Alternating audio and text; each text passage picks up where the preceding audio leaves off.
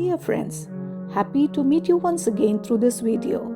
In the YouTube series of foreign travelers to South India, I am presenting about the envoy of Sultan Shahrukh of Samarkand, Abd al-Razak al-Samarkandi, a Persian historian who visited India during 1442 to 1445 in the mid-15th century.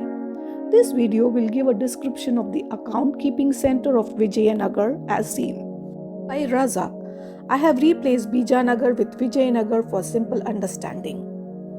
On the right-hand side of the palace of the Sultan, there is the Diwan Khana or minister's office, which is extremely large and presents the appearance of a Chihal Sutim or 40-pillared hall.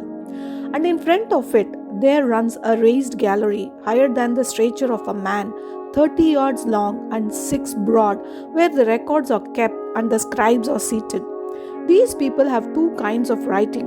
One upon a leaf of the Hindu nut, which is 2 yards long and 2 digits broad, on which they scratch with an iron style.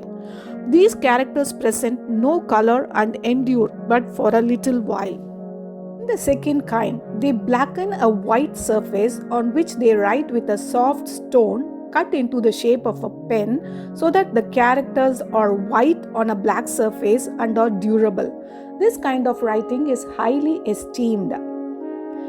In the middle of the pillared hall, a eunuch called a Danayak sits alone upon a raised platform and presides over the administration.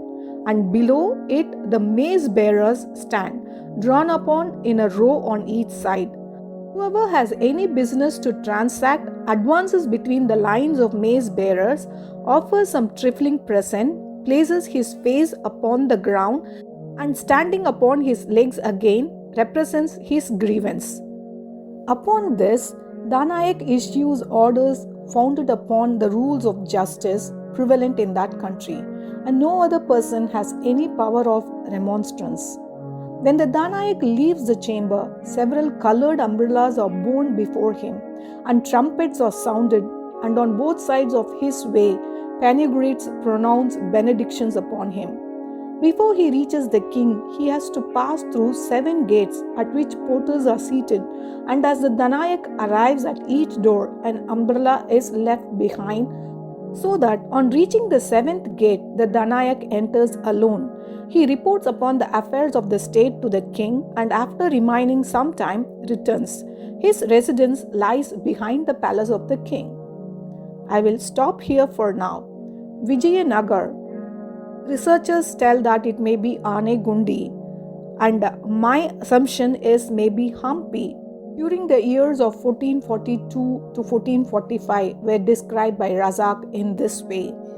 I am presenting the content from the book named The History of India as told by its own historians, the Mohammedan period, from the posthumous papers of Sir H.M. Eliot, edited and continued by John Dawson, published in London in 1872. I have many more interesting facts told by Razak.